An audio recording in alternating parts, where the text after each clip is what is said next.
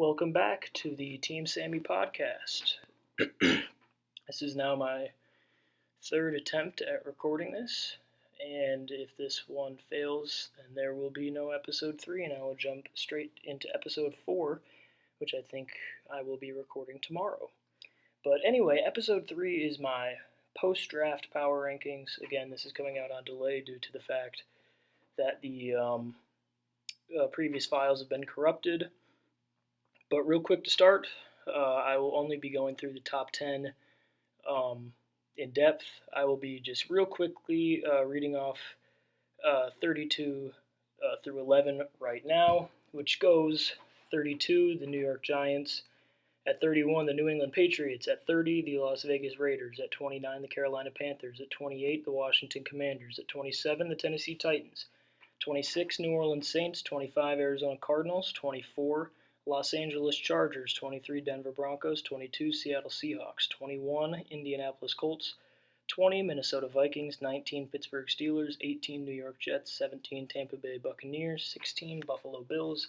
15, Jacksonville Jaguars. 14, Atlanta Falcons. 13, Miami Dolphins. 12, Cleveland Browns. And 11, Chicago Bears, which now leads me into my number 10 team. Now, before I get into this fully, I ran by my list of 32 to some guys that I live around, and there was a lot of surprise that I had this team still in my top 10, but I hope to convince you today that they do still belong in the top 10, which coming in at number 10, I had the LA Rams. So the Rams, they come off of a 10-7 finish, a 6th seed in the NFC, which eventually led to the wild card loss at the hands of the Detroit Lions by 1 point. And I think the Rams are now poised to kind of run it back this season to what it was a very similar season last year. Remember, they ended the year winning 7 of their last 8, not counting the wild card loss. Their one loss being an overtime loss at the hands of the Baltimore Ravens, which was also on the road. So if you take that game out as well, they're 7 for 7 to end the season. Very strong finish.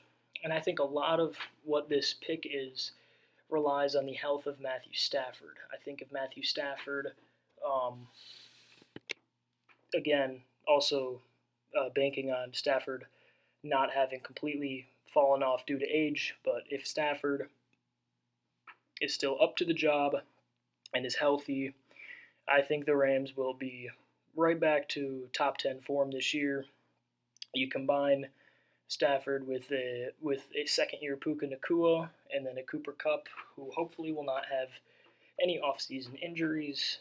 That looks to be like a very dangerous receiving core. They invested in their offensive line by giving a massive contract to Jonah Jackson, the guard, and then you combine that with Pro Bowler from last year, Kyron Williams. It shapes to be a very, very well-oiled, well-run offense. And then to top all of it off, you've got one of the better coaches in the NFL, in goodness gracious, in Sean McVay. Gosh, that was awful.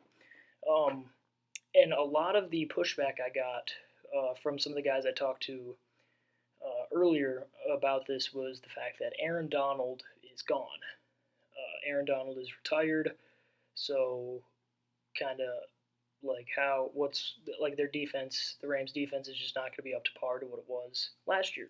Well, there's kind of a sneaky secret going around with Aaron Donald and what his actual value was.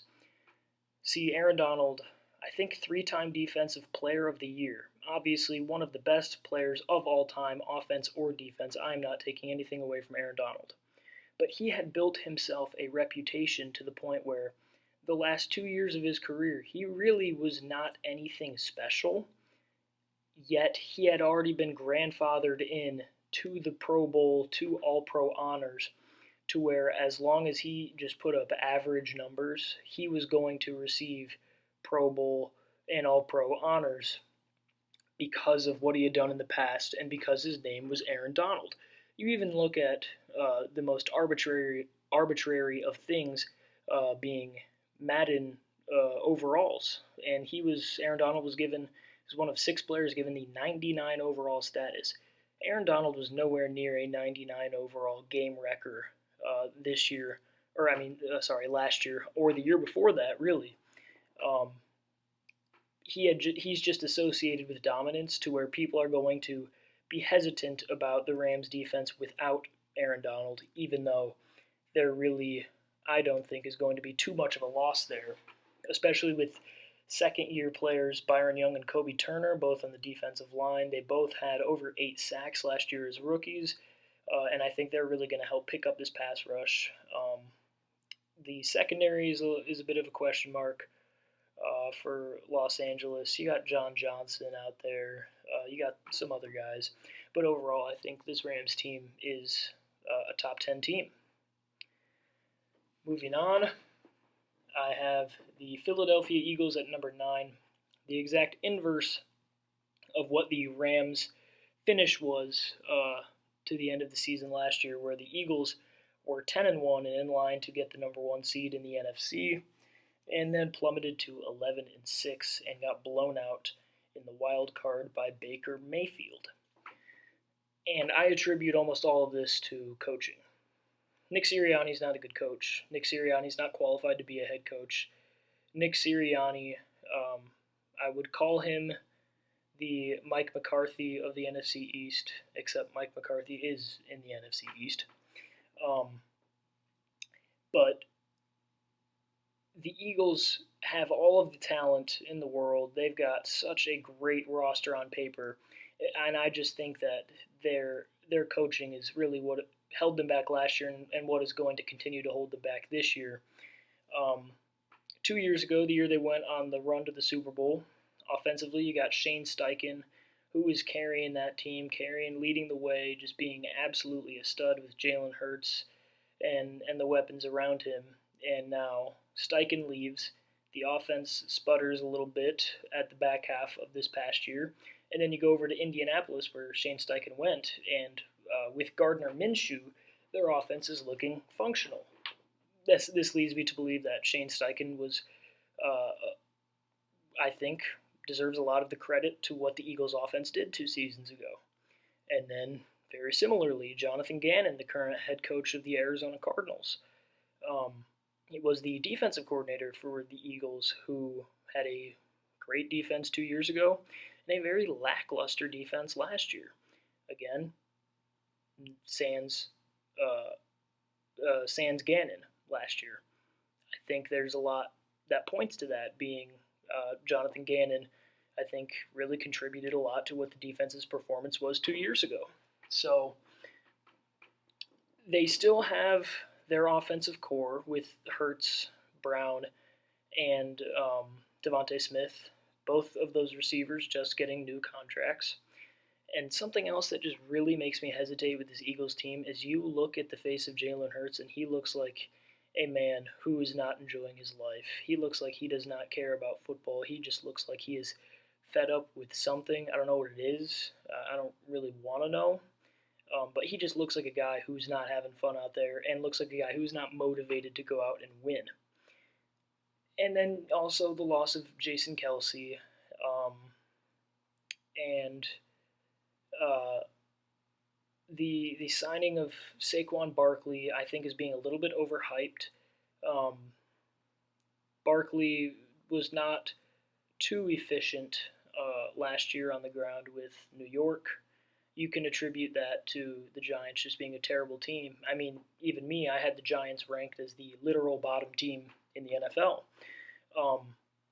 But I just don't think Saquon is a superstar running back. I just don't. I think he's a top 15 running back. I think he's a top half of the NFL running back. I don't think he's been the true superstar since his rookie season phenom, where he just took over the NFL.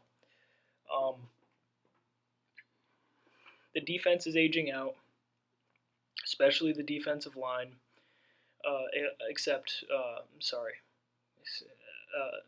I was thinking more of Fletcher Cox and who I think is gone, and then Brandon Graham. But then of course you got the two young guys with Jordan Davis and goodness gracious, Jalen Carter. So kind of retract that a little bit, but they have retooled their defensive line, but their secondary still is very weak. Also aging out. Darius Slay is like 33 at this point. They did take 2 high picks, similar to what the Lions did, with Arnold and Rakestraw, where the Eagles took Quinyon Mitchell and Cooper DeJean, who each DeJean, I was going to say each play corner. DeJean is rumored to move to safety in the NFL, but he still could play corner. They will each be in the secondary. I don't know if those guys are going to be year one impacts, but their secondary looks overall this Eagles team looks like a team that is going to be sustainable for the next 3 to 4 years, be relevant. But I don't think that right now they have the top end relevance to be a Super Bowl contending team. Moving on to number 8, the Dallas Cowboys. I also had some flack for including the Cowboys in the top 10. That's just something I don't understand. They had the worst playoff loss of all time. Obviously subjective, but I think everybody would agree with me on that. At the hands of the Green Bay Packers last year, but one loss does not make this team outside of the top 10. It does not take away what they did last year, being a very, very good team in the regular season. In my opinion, Dak was robbed of the MVP. They did very little in the offseason, the Cowboys, and by very little I mean almost nothing. But kind of the bright side of that, it means they have a very similar core to what they had last year, which was a team that was very, very good. I don't have them higher than 8 because, again, they did not make substantial changes, and they showed last year that with the roster they already had, they were not going to go play in a Super Bowl. So why would I have them now all of a sudden be competing for a Super Bowl when they did nothing? The only thing that's kind of flying under the radar is the return of Trayvon Diggs, who is just an absolute ball hawk at corner. Then you already have a ball hawk with Deron Bland. So I think with those two guys running the boundary, there's a chance that this this Cowboys team forces an absurd amount of turnovers, specifically interceptions. That's really the only upside I can see of this team to potentially elevate them. But other than that, loss of Tony Pollard, replaced him with Zeke. There's really nowhere to go but down for the Cowboys team. However, I don't expect them to go down. I expect them to be exactly where they were a season ago. Moving on to number 7, the team that defeated the Cowboys in the wild card last year, the Green Bay Packers, who have an extremely young core led by Jordan Love, Christian Watson, Romeo Doubs, Jaden Reed, Dontavian Wicks, Luke Musgrave, Tucker Kraft. I mean, these are skill position players, pass catchers, who are just so young and just so good. And even if they're not world breakers, they all have the potential to then become that or lead a receiving room by committee, to where they don't need a top-end dog. They all have similar skill levels, not necessarily play styles, but they will all attribute very similar amounts of production to lead a very, very sustainable and efficient offense. The only kind of issue that I have with the Packers is Josh Jacobs was just very bad last year in Las Vegas, and I think, genuinely, I do think he has lost a step as a player, and I don't necessarily see a big resurgence or bounce back for a guy who's 27 years old, especially with an offensive line that lost David Bakhtiari. The Xavier McKinney signing at safety, combined with Jair Alexander at at cornerback, I think the defense, specifically the secondary, will be fine. You got Rashawn Gary still rushing the passer, and you got Quay Walker, I guess, leading the linebackers. That linebacker core, it leaves a lot to be desired. I think this team might actually have a problem filling in run gaps, allowing a lot of chunk yardage plays on the ground. I think really could turn into a pretty big problem the more that I think about it on the fly here. But now moving on to 6, I have the Cincinnati Bengals, which I think all banks on Joe Burrow. He has done so little in the past, or he has done so much with so little in the past. Sorry. This is the final year of T. Higgins. There's really no conceivable way Higgins is coming back. Excuse me. The running back room is a big question mark with the loss of Joe Mixon. It's Zach Moss right now. But I think it will turn into a situation where the entire offense falls on the shoulders of Joe Burrow. It makes or breaks with Joe Burrow. And Joe Burrow is my pick to win MVP this year. Joe Burrow is my pick to win Comeback Player of the Year this year. And I think the Bengals win the AFC North. And I think they make a run in the playoffs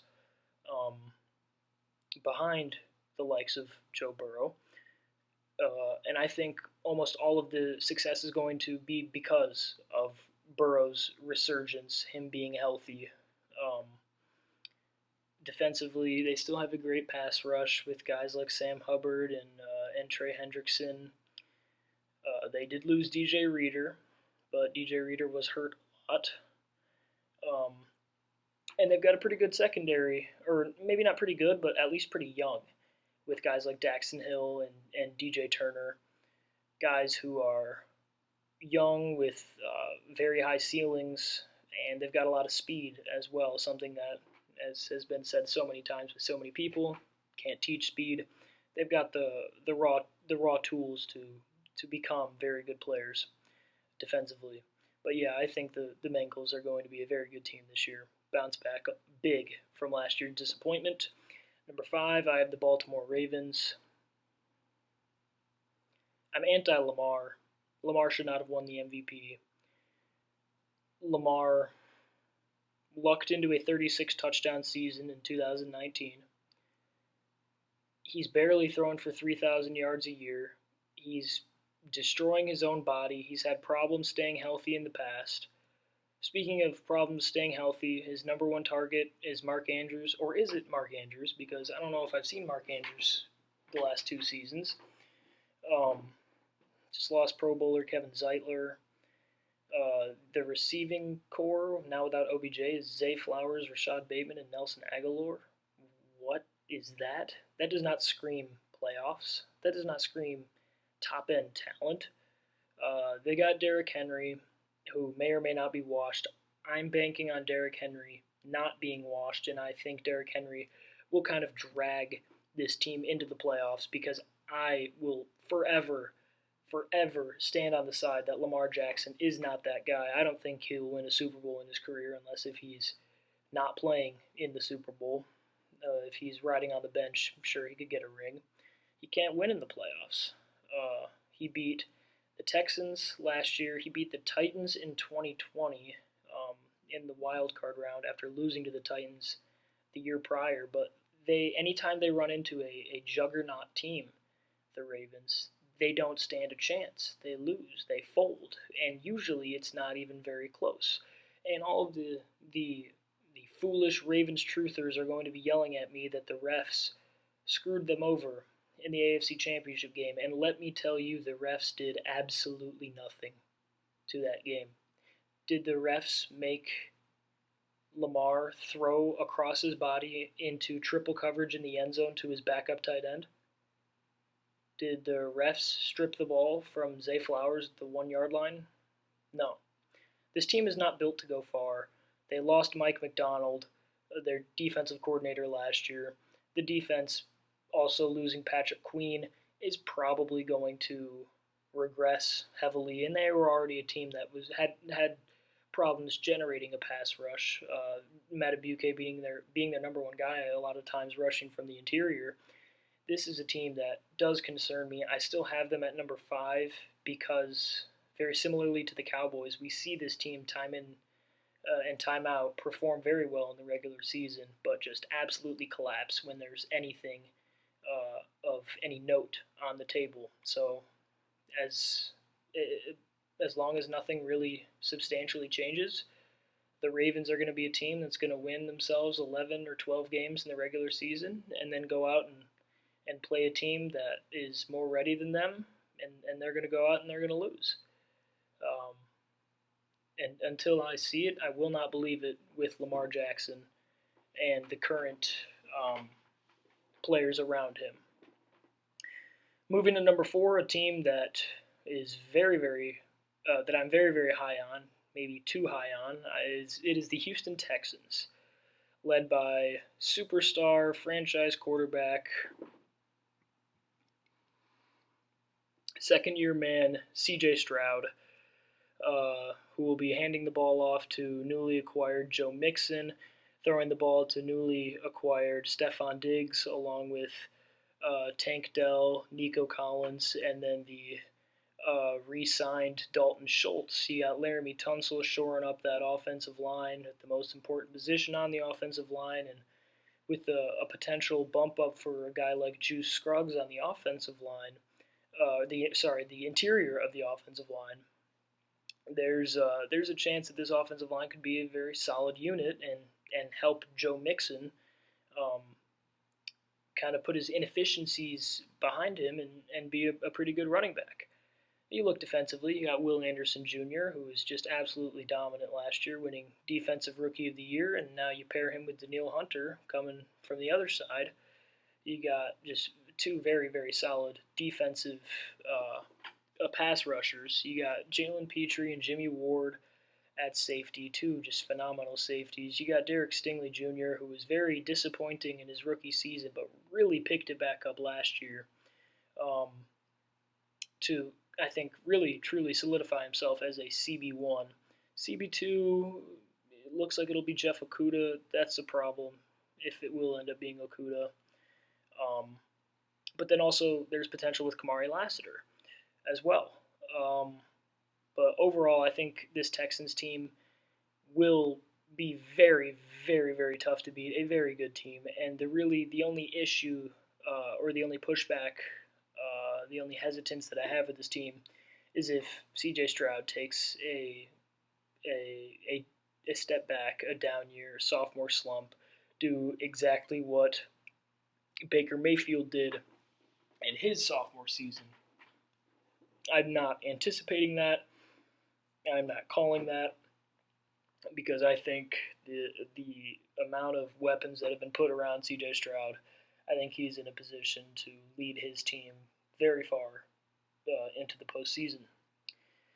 And number 3, I have the San Francisco 49ers. There's really not much to say here. It is a very similar roster with a very similar coaching staff, a team that is just going to dominate you with superstar power all over the field.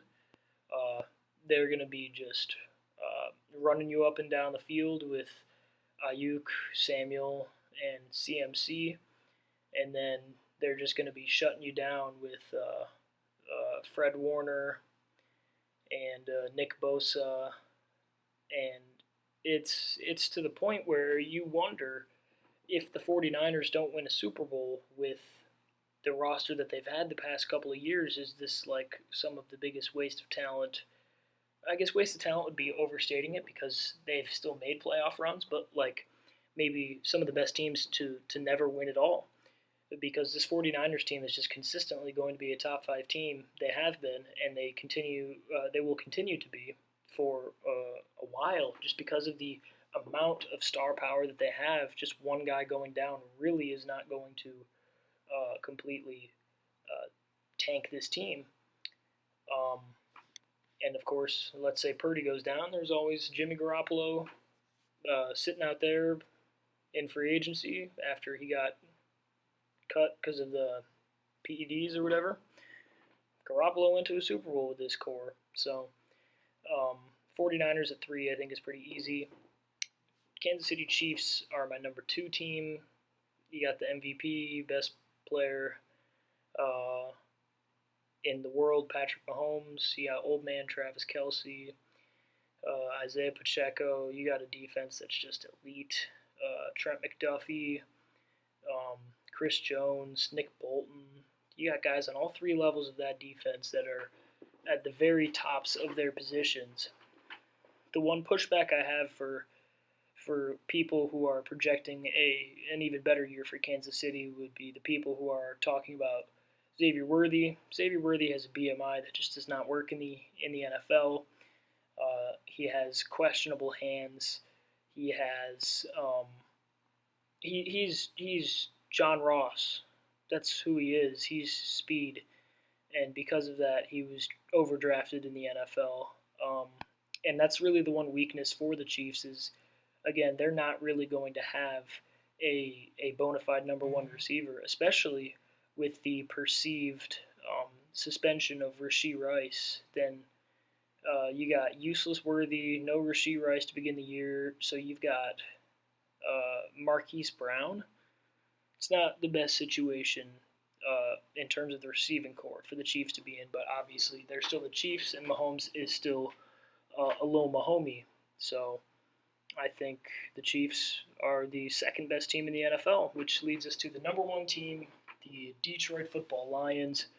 You've got newly extended Goff, newly extended Sewell, newly extended Amon-Ra. You've already got now the best offensive line in the NFL since the retirement of Jason Kelce in Philly. You've got the most explosive running back, and I think the second best pure rusher behind Christian McCaffrey with Jahmyr Gibbs. He's the lightning. The thunder to him is David Montgomery, who is just a mauler, a guy who's going to pick you up 5 yards. Jamison Williams, a little bit of hesitance there, but he's still got some he's really, you know what? Jamison Williams is Xavier Worthy. Trouble with hands, but just elite speed. The only difference there is Williams has legitimate size, where Worthy does not. Defensively, already have the best run-stopping defense in the NFL. You combine that with the addition to DJ Reader to that defensive line, and it's just so much more ferocious. You got Aiden Hutchinson, who led the NFL in quarterback hurries and was second in quarterback pressures, trailing only Micah Parsons a season ago. And Alex Anzalone shoring up that linebacker crew, the captain leader of the defense, along with Jack Campbell. The rookies coming in to play corner, along with the trade addition of Carlton Davis. I think the Lions are set up to make it all the way this year. I think that they legitimately do have the number one roster in the NFL. Therefore, I have them ranked as my number one team in the National Football League. So I will be having another podcast coming out soon after the NFL schedule releases. I will be selecting the result of every single game.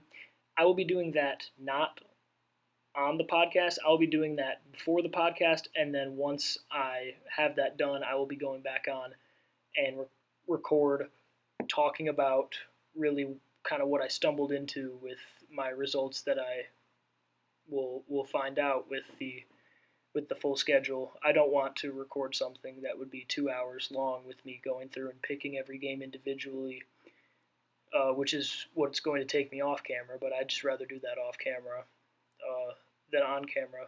But, still really excited to talk about that whenever I get that cranked out. And then, of course, when you're picking every game in a schedule, you already know what the playoffs in that given scenario would be. So, yes, I will then be filling out my playoff bracket based on what I pick the regular season to be, and I will be crowning a Super Bowl champion. My Super Bowl pick in the month of May.